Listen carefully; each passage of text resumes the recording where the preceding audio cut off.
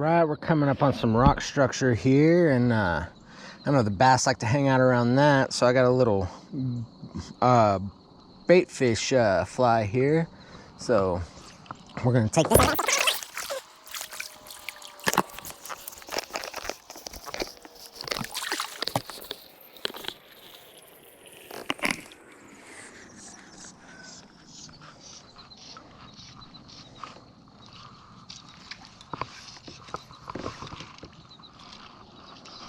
Got one.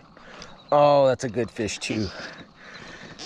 Maybe not that good, but he's a decent little guy. That's definitely fish number 2.